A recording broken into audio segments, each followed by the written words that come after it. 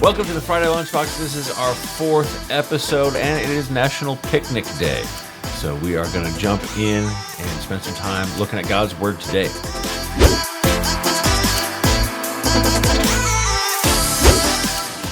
This week I was reading Psalms 11 and just wanted to take a closer look at it with you all, give a little reflection on it. So this is more or less a conversation between David and his friends. The context around it is that David is fleeing from King Saul. He's kind of on the run. He's more or less a fugitive. And King Saul is after him. So his friends are giving him advice on what to do. And then in this passage, David gives his response to his friends. So it starts off by saying, "In the Lord I take refuge. How then can you say to me," so then this is David's friends giving their advice. They say, "Flee like a bird to your mountain. For look, the wicked bend their bows. They set their arrows against the strings to shoot from the shadows at the upright in heart. When the foundations are being destroyed, what can the righteous do?" So their advice is run, get out of here. They're after you. What can the righteous do? The wicked are coming for you, and so you just need to flee. And David's response is, "The Lord is in his holy temple. The Lord is on his heavenly throne. He observes everyone on earth. His eyes examine them. The Lord examines the righteous, but the wicked, those who love violence, he hates with a passion. On the wicked he will rain fiery coals and burning sulfur. A scorching wind will be their lot." So David's response to his friends is, God is still in control. God is still on the throne. God still sees everything. And the wicked are still going to receive God's judgment. They're not going to escape that. And so when he speaks of fiery coals and burning sulfur, he's talking about their eternal judgment, that the Lord will show his wrath on them. So he's saying, why would I flee? Why would I be afraid? Why should my response be a response that is out of fear? Because I know that the Lord is with me. I know that God is still in control, and he loves the righteous. And so even just personally, think about maybe friends or family in your life who have given you advice, and their intentions are good, their intentions are pure, but it doesn't always mean that the advice is always godly, biblical, wise advice. And so we always want to go to the Bible, turn to God's word in order for what our response should be in situations like this, or just any difficult situation where we think, man, how should we respond to this? And it's good to seek out counsel, but make sure that it's counsel that is from God. And that's what I have to take away from it. Hopefully you've learned something with it, but thanks for taking the time with me today. That was one of the Psalms we have been reading. So great to hear those thoughts on that. And we are going to jump into God's Word again today. Yeah, this week we were in Genesis 28 through 40. We looked at kind of the tail end of Isaac and a lot of the story of Jacob. We also were in Mark 11:15, and then we had a few select Psalms as well. So excited to jump in with you all. So Tom, this week we jumped in. We finished up kind of the story of Isaac, but really most of our time this week in our reading was spent reading about Jacob and his brother Esau, of course, but just kind of general observations, general kind of opinion or viewpoint of Jacob as you read this week. Yeah, he's interesting, right? There's a lot of just crazy stories in his life. He's a guy that cheats his brother, like he's his mom's favorite, his dad's got a different one, but then he gets married to a girl, but he marries the wrong sister, so he marries the next one. There's a lot with this guy, and I think what stands out to me is he's a lot like us. I mean, he's a very flawed guy. I mean, there's no way around it. In fact, a lot of the stories that we see in the Bible don't necessarily paint him in a great light, but it's true to, I think, the human just condition of, hey, this is man, this is who we are. This is, even when we try to do well, things don't go well. Yeah, I think whenever you read the book of Genesis, you can read a story about Abraham, and honestly, if you're not paying attention very closely, you might just read the story of Abraham and think, man, he's a really good guy. He had a lot of faith.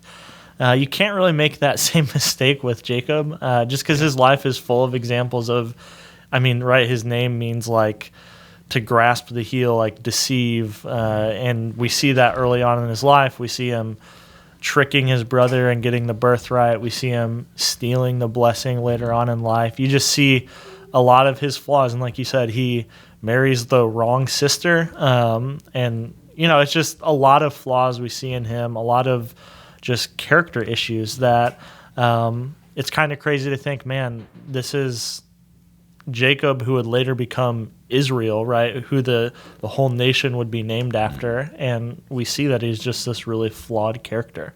Yeah, which next week we get to like Joseph, and you kind of look at like the dad of Joseph as Jacob is this old wise man, but this is the same guy. Like, and it is just, man, he's messed up, but he's messed up in the ways that we are as well. Yeah, so we see like a couple, I would say maybe the climactic event in his life, right, is in Genesis 32. We see him wrestling with God, which in and of itself is kind of like, okay, well, what does that mean and what's going on there? But what we see is that like in some way that this seems to be almost like a turning point in his life.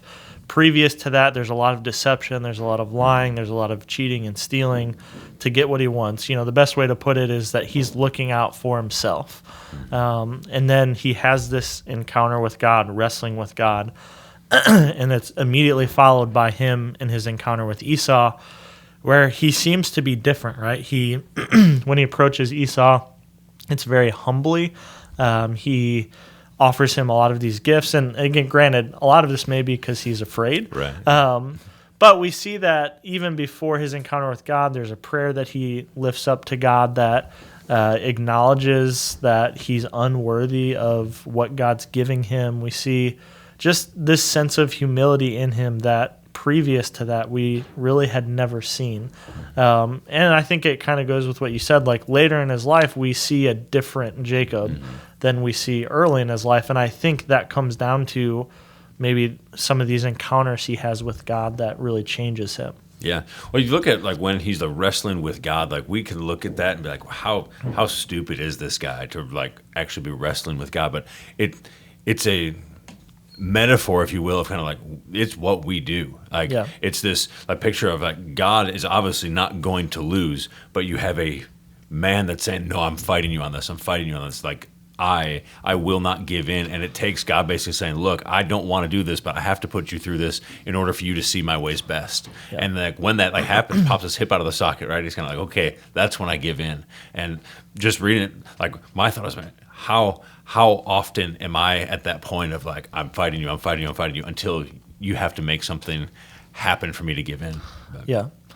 So I guess the question kind of that I was thinking about just with Jacob and just this character in general is, right, how do we understand God clearly blessing this character, right, this father of Israel, even though he is this extremely flawed and sinful man in a lot of ways? Yeah, well, like there's no doubt that God is like blessing him. Like, yeah. I mean, like you see like the promises that God reiterates to him that he made to his father. And so it's kind of like, okay, there is a blessing. So is God cool with people doing bad things and like you get rewarded for that? Because we see in the other parts of the Bible, like, hey, that's not how it works. But I think there is that, like, it's the same thing we saw with Abraham. It's the same thing. It's a theme throughout of like God uses messed up, flawed people to do what he wants to because it will give him glory. It's not about Abraham, Isaac, and Jacob. It's about him. Yeah, I mean, the reality is, right, if God in his plan wants to use people, then whoever he uses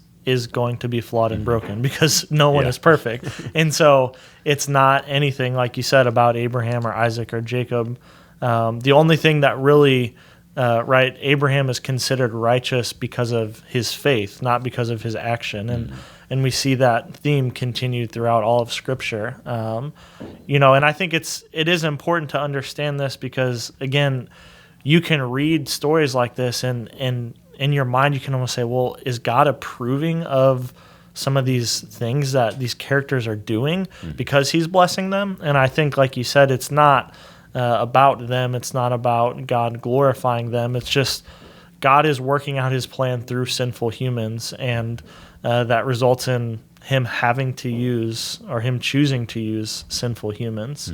Yeah. Well, so that kind of brings up the question of, okay, like when we see stuff in the Bible, like what is God saying is good, and what he's just saying, hey, this is what these guys did. Yeah, no, and we've talked about it in like our intro episode, right? Like knowing how to read different genres of scripture. And, when you read history, you don't always read it as a hey, this is how you should live. It's just a retelling of what happened. And I think that's how we read this, right? God isn't saying, hey, you should be like Jacob, you should be deceptive, and you should lie to people, or you should cheat people out of things.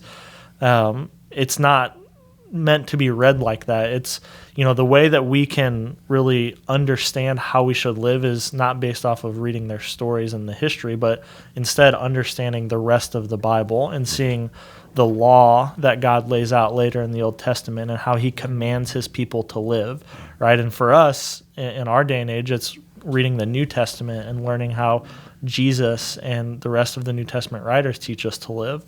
So it's just understanding those different genres of the Bible and how to read them. And again, just because we read these stories doesn't mean God's advocating you should live like that. We're just hearing what they were like and what happened in their lives. Yeah. So we kind of got that broad overview of like Jacob. Like if we kind of sum it up, like what do we learn from his life? Like what do you think are some things we can pull from that? Yeah, I think some things we've already talked about, right? God doesn't choose people because of their moral excellence. It's not because they were good, but it's simply because God's good and he's loving and he chooses to use sinful people, which is good news to us today. I think, too, he doesn't give up on people. We see if it's not just he chose them before they were good, but even after he chose them and they were still evil, he didn't discard them or give up. He continued to give them other chances and continue to show grace to them. And so, again, good news for us that we don't have to come to God with everything together. And even after we are following God, he wants us to live for him, but even as we continue to sin, he still shows us grace. What about for you? What are things that stand out for you? Again, you look at when he wrestles with God, that's something we can resonate with, but I think it kind of points to, hey, the first step to God is like humility, is saying, man, I'm not the best at controlling life. I'm not the best to plan things out. I'm not the best at anything. God, you're the one who needs to lead this. And I think, you see it in his life. You see the change that happens, and we've talked about that. But that's when things start to kind of get in line. God uses the messed up things, but when he's humble is when you really see God working in him. Yeah, it's when we, I think, have that humility and we understand who we are and who God is, and we say, hey, God, I can't do this, and I'm putting my faith in you, to do whatever needs to happen to, it's good. So that is Jacob. We'll finish up with Joseph next week, but we also did some reading in Mark, and we'll talk about that right now. All right, so this week we were in Mark 11 to 15, almost finishing up the book. We read all the way from Jesus' triumphal entry into Jerusalem through the Passover week. We see some of his clashes with the religious leaders. We see him in the temple, even talking a little bit about end times, but then we see kind of the events leading up to his crucifixion, the Last Supper, his prayer in Gethsemane, his arrest, Peter's denial, and then eventually his crucifixion. And so what are some things, Tom, this week that stood out for you in the book of Mark? Yeah, I think the triumphal entry is really, kind of points to that discussion we had last week about kind of Jesus kind of changing the narrative, if you will, or kind of just reshaping how we think about what the Messiah would come to do, because he is coming into the city much like a conquering king would do, but he's not doing it with an army and chariots and a show of force. We kind of see that stuff with North Korea, stuff like that. Right, he's on a donkey. Yeah, he's it's almost a parody of kind of like, it's something you'd see like, okay, that's poking fun at that other stuff, but it's more of a kind of him saying, hey, this is different. I'm not going to do what you thought I was going to do. I'm going to do something better, and you're going to have to trust me in this. Yeah, and then you see his interactions with the religious leaders who, in a similar way, they're very hostile to Jesus, where the disciples obviously aren't, but even the religious leaders who know the Old Testament, who are familiar with the scriptures, they don't understand who Jesus is and what he's doing, and they're outraged by him, and eventually they're the ones who lead the charge to get him crucified. So you just see this continuing theme of just people not fully understanding who Jesus is, and this leads all the way up to the Last Supper, where again his disciples have no idea what's coming. It seems clear that Jesus does, but they have no idea. And the Last Supper is an interesting thing, right? Because they're celebrating Passover. And the Lord's Supper, as we know it, is kind of this reshaping of the Passover. So kind of help us understand what the Passover was and kind of how Jesus reshaped that into what we know as it is today. Yeah, so the Passover was God's people are in Egypt. In fact, we'll kind of get into it next week as we go to Joseph, but they've been in captivity as slaves in Egypt for hundreds of years, and then Moses is used by God, and there's the plagues that come, and finally this last plague is, hey, God is saying, I am going to take the firstborn of every house, but this is what I need you to do. And he's saying, hey, you will be safe if you put the blood of a lamb on your doorpost and go into the house and stay there, and the angel of death will pass over. And so that's where we get Passover. It's them celebrating God's faithfulness to them, but it's even bigger than that. You're taking the blood of a lamb, as people that have read the whole Bible, right, that we know, and we see, okay, this is what it's pointing to. It's pointing to Jesus and what he's going to do. But this is where it kind of makes the turn, is here at the Last Supper. That's why we see Jesus talking about this is the blood of the new covenant, right, when he's drinking with the disciples, because he's clearly alluding to the Passover, feast that they would have every year, and he's saying, hey, something new is coming, something is about to change.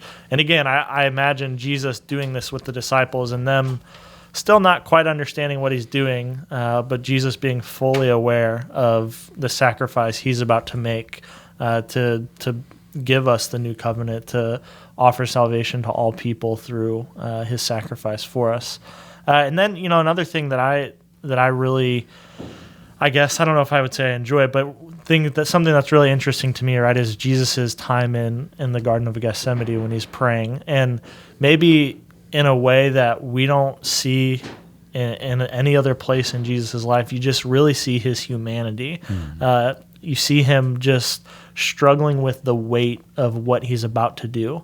Again, being fully God and fully aware of what it's going to take to offer salvation to the world and taking on the wrath of God on the cross. We see him ask God, hey, I know all things are possible for you. Is there anything you can do to make this cup pass from me?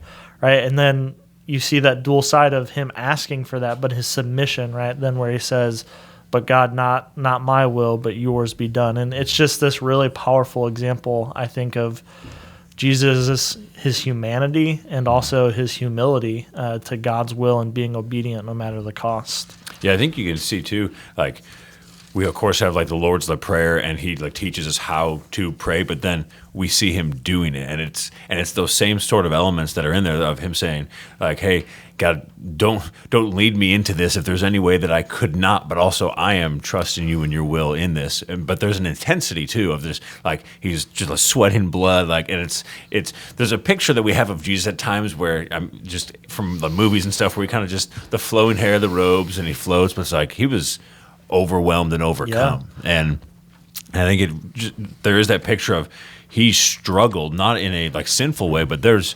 the weight of the sins of the world that were on him. We go through difficult things and it weighs on us, and he had that, and it was God, man, this is not what I would choose, but I know what is best. Yeah, and just to think about the hope that offers us, right? That we that our God is not a God who doesn't understand, right? Hebrews 4, starting in 14, it says, therefore, since we have a high priest who has passed through the heavens, Jesus, the Son of God, let us hold fast our confession. For we do not have a high priest who cannot sympathize with our weaknesses, but one who has been tempted in all things as we are, yet without sin. Therefore, let us draw near with confidence to the throne of grace, so that we may receive mercy and find grace to help in time of need. And just that idea that, again, man, God understands us. Jesus went through greater pain and suffering than we could ever imagine.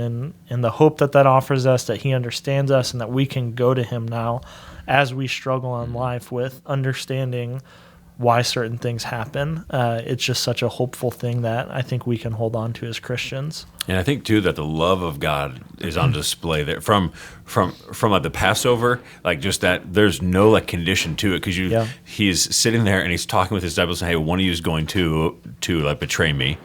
And then he looks at Peter and says, hey, you're going to deny me. And then they go to the garden and they're with him. And he's basically saying, hey, pray with me. And they fall asleep. It's just like, it's a messed up picture of like his closest followers are going to fail him, fall asleep, and betray him. And he's saying, I'm still dying for you and everyone else. Yeah, and then they flee, right? Yeah. Whenever he's arrested, they leave him. And then we see exactly what Jesus told them play out, right? Where Peter denies him 3 times. And, we see Jesus suffer and die alone in a sense, without those people by his side. But kind of to wrap it up, one thing I think is interesting we talked about last week in Mark 1:1, we see Mark introduce Jesus as, the Son of God and the Messiah. And then the rest of the book, he really tries to show through Jesus' life without explicitly stating it that Jesus is who he said he was in Mark 1:1. But then at the end, we see really the first person to, we see Peter recognize Jesus as Messiah, but the other person we see is actually the Roman centurion who is present when Jesus dies. In Mark chapter 15, verse 39, where right after Jesus died, he let out the loud cry, breathed his last. It says the veil of the temple was torn from top to bottom, and then when the centurion who was standing right in front of him saw the way he breathed his last, he said, truly this was the Son of God. And it's like this bookend where it's like Mark told us he was, and now we have the centurion who's saying, hey, this guy was clearly the Son of God. There was something unique and special about him. And so that kind of wraps up our book. We'll touch on it a little bit next week as we have one more reading from Mark chapter 16, but I think that's kind of a good place to leave the book of Mark for now. Yeah, it's been cool to kind of learn, kind of just to walk through that in a pretty quick few weeks to kind of see it all in perspective, and so it's been good. Of course, we've been doing this for a couple of weeks now, and it's been really good to see, and we're also into baseball season, and so part of baseball season, of course, around here, Cardinals are kind of a big thing, not with all of us, but that is okay. It is a thing that draws us together, and so we want to find out from our staff members what is their absolute favorite part about baseball season. Some people it's the food, some people it's just baseball in general, but we'll find out from them. Take a look.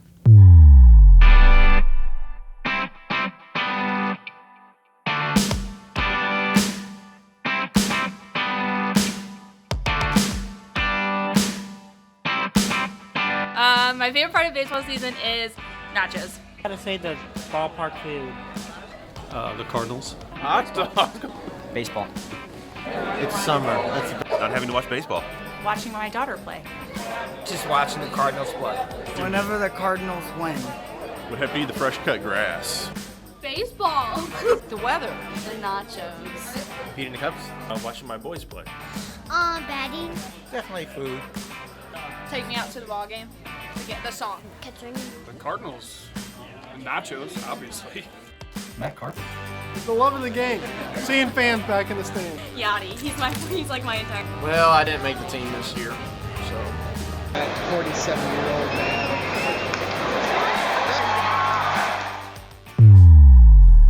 Well, it's great to hear from some of our staff about their favorite part of baseball season. I know for me, being a longtime Cardinals fan, having friends like Tom who are Cubs fan, it's just a good time of a lot of witty banter back and forth. Unfortunately, the Cubs did end their 108-year drought, so it's not as fun anymore. But still, I can rub that in their face that it took them 108 years to win the World Series. But yeah, great to hear from our staff. And Tom, Would you like to make your snide remark about Cardinals fans? And here comes. Technically, the Cardinals have a longer World Series drought now than the Cubs have. So, well, current, yes. But don't worry, it'll end soon. Probably not, though. But yeah, baseball is a fun time. It's great it is the summer, and so it's just enjoyable to watch baseball, barbecue, and have a great time. All right, well, we want to know from you what your favorite part of baseball season is. Let us know. Send us a message through social media, or you can email us or text us, and we would love to know that. But also, let us know maybe what you've learned so far as we've been walking through this. Like, is there something in the story of Jacob that stood out to you that you can really identify with? Or maybe as we look through the book of Mark, what really stood out to you that you kind of didn't see before? We'd love to hear from you and interact with you on that stuff. Yeah, next week we're going to be reading the rest of the book of Genesis. We'll finish that up, and we'll also finish Mark and jump into the book of Galatians. And then finally we'll have a few Psalms that we read every week. So we're excited to continue this journey with you guys and see what God has in store. Hey, it has been great spending time with you. Thanks for joining us today on the Friday the Lunchbox. It is National Picnic Day, so if you have not had lunch already, grab your lunchbox, head outside, enjoy that time. But we look forward to seeing you all next week. Have a great day.